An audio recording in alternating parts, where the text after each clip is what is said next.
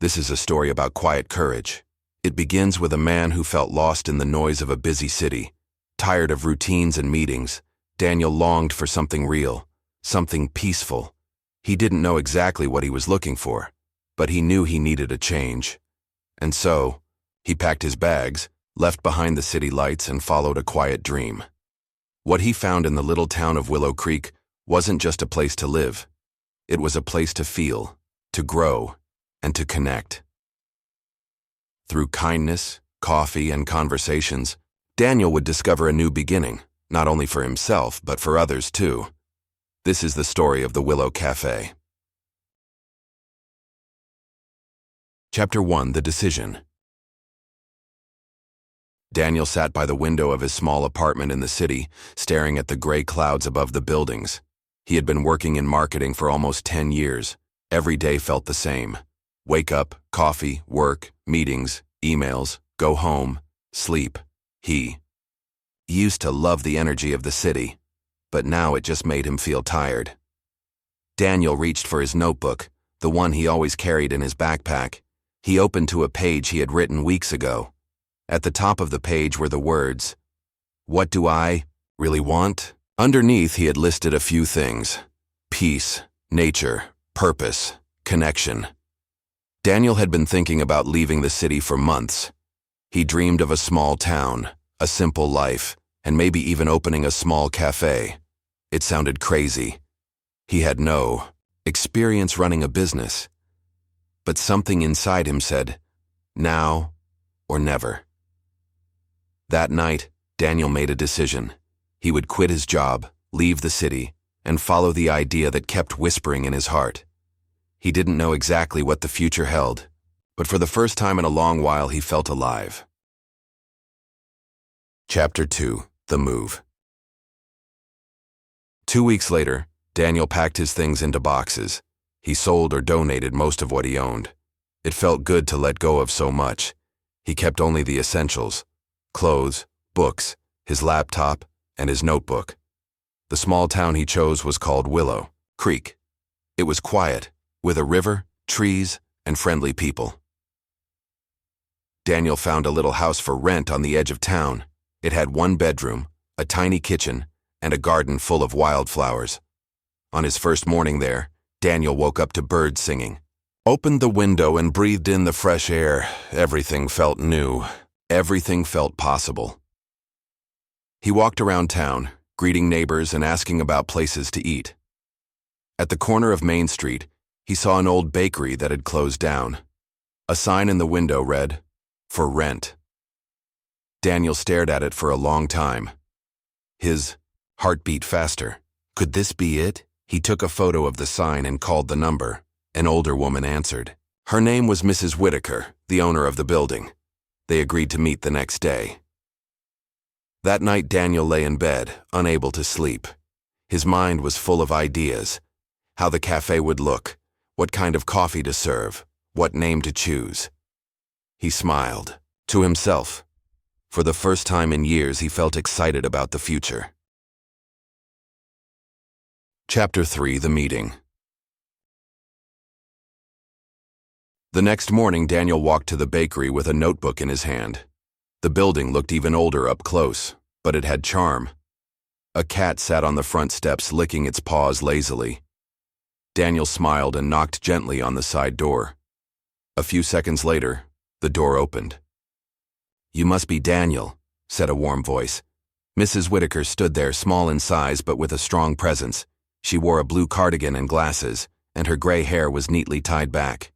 "Come in, let's have a look," she said, leading him inside. The space was dusty, but Daniel could see the potential. Wooden shelves lined the walls and sunlight came through the big front windows. "It's been empty for 3 years, Mrs. Whitaker said. "Why did the bakery close?" Daniel asked. "My husband passed away, and I didn't have the heart to keep it running," she replied softly. Daniel nodded with understanding. "I've been thinking of opening a cafe," he said. "Nothing big, just a cozy place for coffee and conversation." Mrs. Whitaker looked at him for a moment. Then she smiled. "That sounds nice." This place could use some life again. They sat at an old table near the window and talked about rent, repairs, and ideas. "I'll need to repaint, maybe fix the plumbing," Daniel said, making notes. "I have a nephew who's a handyman. I'll ask him to help," Mrs. Whitaker offered. By the end of the meeting, they had shaken hands. The bakery, and maybe Daniel's dream, was about to come back to life. Chapter 4: The Renovation. The following week, Daniel began the renovation work. He cleaned out the dust, scrubbed the floors, and opened all the windows.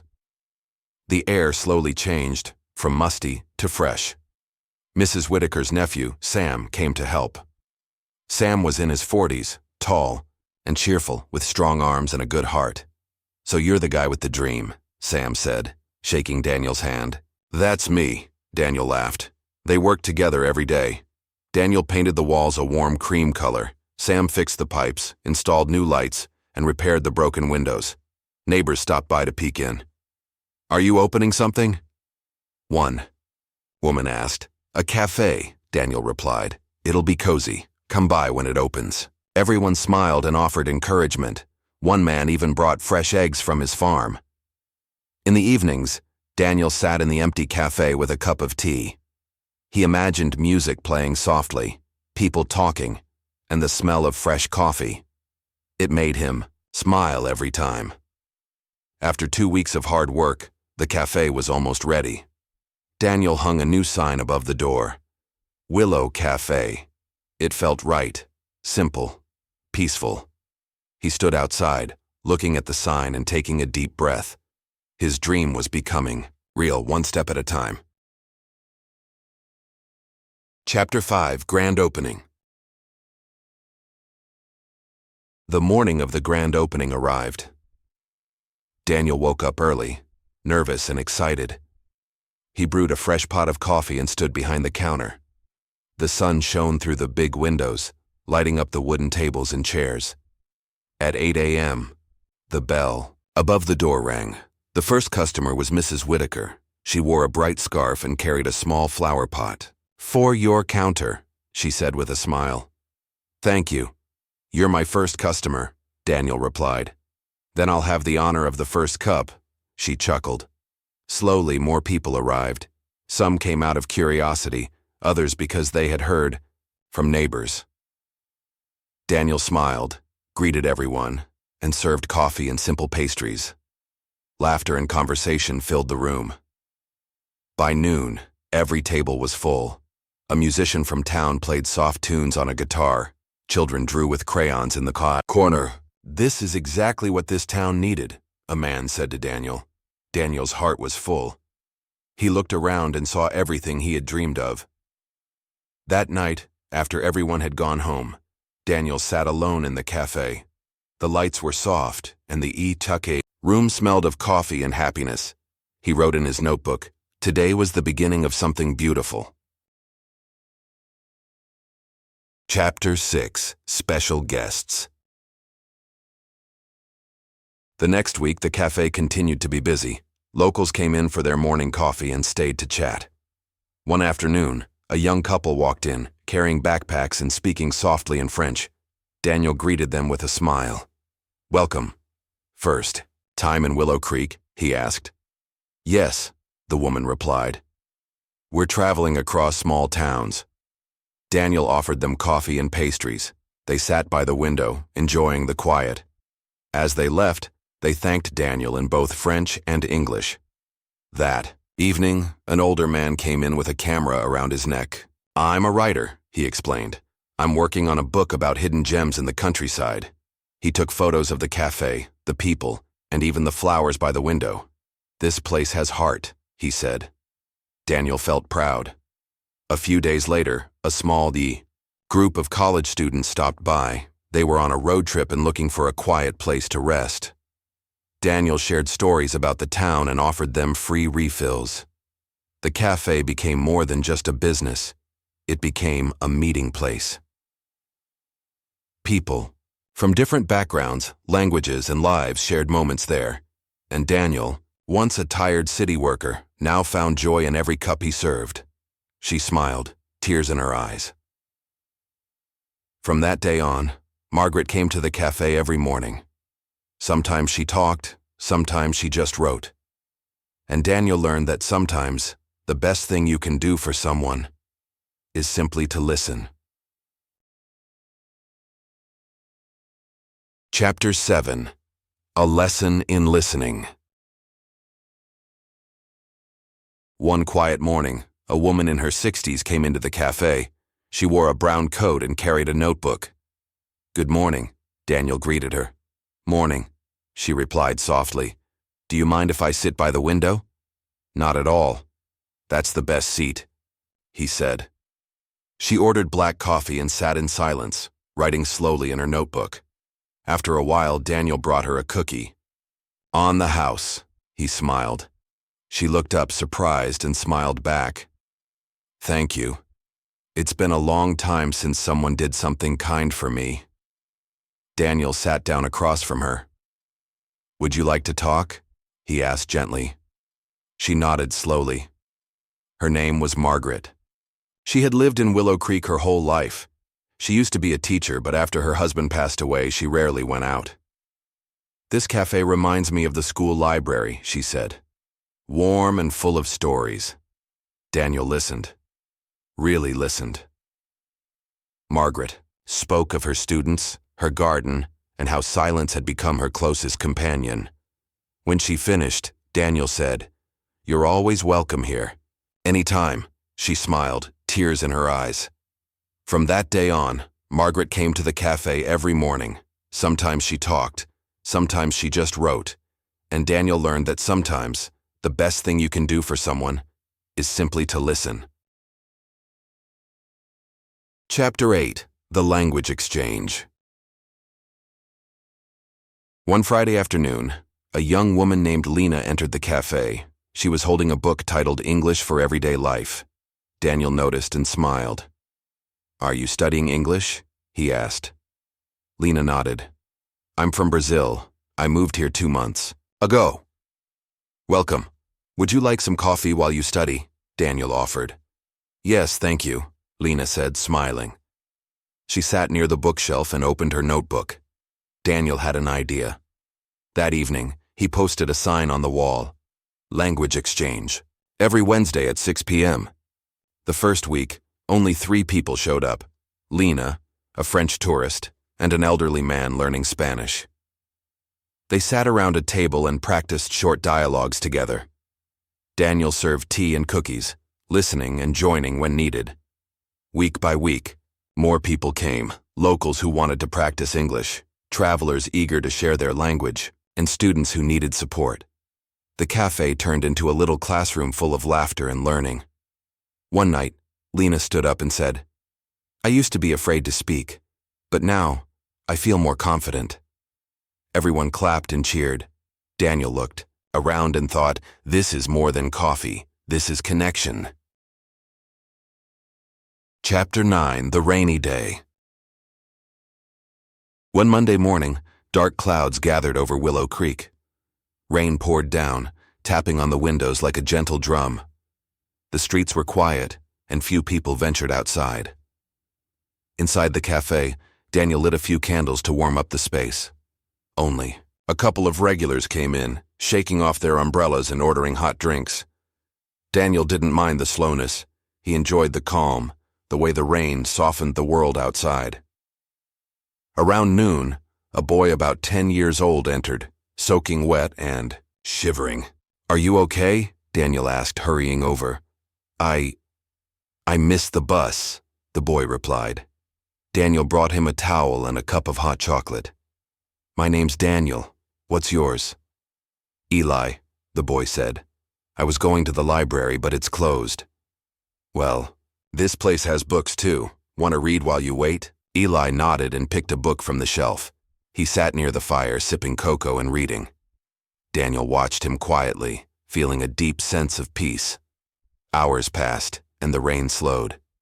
Eli's mom arrived, breathless and worried. "Thank you so much," she told Daniel. "Anytime," he said. "Everyone's welcome here." That rainy day, Daniel realized the cafe wasn't just a dream. It was a shelter, a home for many kinds of people.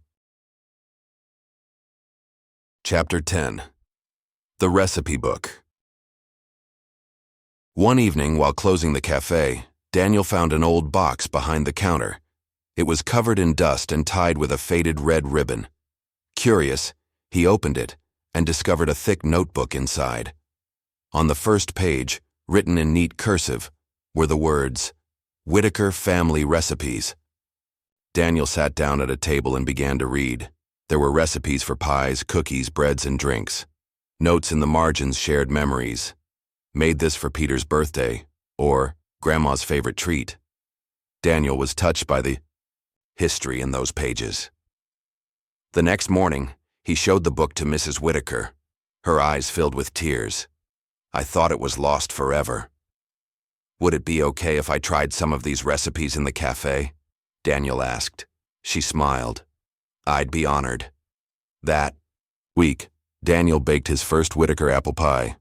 He placed it on the counter with a sign, "A Taste of History." Customers loved it. They asked for the story behind the recipe, and Daniel proudly shared it. Soon he added more from the book: ginger cookies, honey bread, spiced tea. The cafe began to smell like memories, and every bite carried a piece of the past into the present. Daniel realized he wasn't just serving food, he was sharing a family's legacy. Chapter 11. The Unexpected Visitor. It was a quiet Thursday morning. The rain had stopped, and the air smelled clean and earthy. Daniel was setting out fresh pastries when the door opened. A man in his 60s walked in, wearing a brown jacket and a thoughtful expression. Daniel looked up. Something about the man seemed familiar. "Good morning. Can I get you something warm?" Daniel asked. "Coffee, black. No sugar," the man replied. Daniel served the drink and watched as the man looked around the cafe. Finally, the man said, "You've done something special here." "Thank you, it means a lot," Daniel said. The man took a sip and smiled. "I used to come here as a boy. This was my aunt's bakery." Daniel blinked. "You're related to Mrs. Whitaker?" "Yes. I'm her nephew, Peter." They shook hands, both surprised and pleased. Peter shared stories from his childhood. The smell of cinnamon, the sound of laughter in the kitchen. He was visiting after many years abroad. "I never imagined it would become a cafe," Peter said, looking around. "I didn't either," Daniel replied. "But I think your aunt would be proud," Peter nodded. "She always believed in second chances." As Peter left, he said, "Thank you for keeping her spirit alive." And Daniel, heart full, whispered, "It's an honor." Chapter 12. The Winter Festival. As December arrived, Willow Creek was transformed. Snow covered the rooftops and trees like a soft white blanket. The whole town buzzed with excitement for the annual Winter Festival. Daniel decorated the cafe with fairy lights, pine branches, and red ribbons. A small Christmas tree stood near the entrance, covered with handmade ornaments. Customers donated decorations, cookies, and holiday cards. The cafe felt like a living room shared by the whole town. On the night of the festival, music filled the streets, children sang carols, and adults sipped hot cider while chatting under twinkling lights. Daniel set up a table outside with free gingerbread cookies and warm cocoa. "You're the heart of this festival," a neighbor told him. Daniel blushed. "It's all of us. We made it together." That night, Margaret read a poem she had written about the cafe and community. Her voice shook slightly, but the warmth in her words brought smiles and a few tears. As the snow began to fall again, Daniel stood in the doorway, watching friends, strangers, and neighbors laugh together. He thought back to the first page of his notebook. What do I really want? Peace, purpose, connection. Looking around, he realized he had found them all. Chapter 13. A Letter from the Past. A few days after the festival, Daniel was organizing books in the reading corner. Tucked inside an old poetry book, he found an envelope yellowed with age. It was sealed, and on the front were the words, "For the next dreamer." Carefully, Daniel opened the envelope and unfolded the letter inside. The handwriting was elegant, and the words were warm. It was written by Mrs. Whitaker's husband many years ago. He wrote about his hopes for the bakery, his love for his wife, and his dream that the space would always bring people together. "This is more than bricks and flour," the letter said. "It is heart. Keep it beating." Daniel read the letter twice, then placed it in a small frame near the register. When Mrs. Whitaker saw it, she placed a hand over her heart. "He always believed in this place," she whispered. That night, Daniel sat at his usual table and opened his notebook. He added a new line. "Sometimes the past finds a way to guide the present." And he smiled, grateful for every voice that had helped build the story of Willow Café. Chapter 14. New Year, New Dreams. On New Year's Eve, the town gathered in the square. Lanterns lit the sky, and a stage was set for music and speeches. Daniel closed the cafe early to join the celebration. He walked through the snow-covered streets, passing by smiling faces and excited children. At midnight, the mayor gave a speech about hope and community. Fireworks lit up the sky, reflecting in the eyes of everyone watching. Daniel stood with his notebook, quietly writing, "This year, I want to grow. Not just the cafe, but myself." The next morning, he opened the cafe with a new menu board. At the bottom it read, "Coming soon, storytelling nights, art displays, open mic Fridays." Customers noticed and smiled. "You're always full of ideas," Lena told him, and, "This year, I want to share more than coffee," Daniel replied. As January rolled on, people began volunteering. An artist painted a mural on one wall, a tree with roots connecting different flags. Children submitted drawings for display. On the first open mic night, Margaret recited another poem. Sam played his guitar, and a teenager sang a song she wrote herself. Daniel watched, his heart full again. The cafe wasn't just evolving, it was inspiring others to dream too. As he closed that night, he wrote one more line in his notebook. "A place that grows dreams is a dream come true." Chapter 15. Full Circle. Spring arrived early in Willow Creek, with birds singing and flowers blooming along the sidewalks. The cafe doors were open again, letting in the scent of blossoms and the sound of laughter. One morning, a young man walked in, carrying a backpack and looking unsure. "Welcome," Daniel said warmly. "Can I help you with anything?" "Maybe just a coffee and a bit of direction," the man replied with a shy smile. They sat and talked. The young man, named Jamie, had left the city in search of something simpler, something real. Daniel listened and recognized the same words he once wrote in his notebook. "Let me show you something," Daniel said, walking him to the wall with the framed letter. Jamie read the letter slowly. His eyes lit up. This is exactly what I needed," he whispered. Daniel smiled.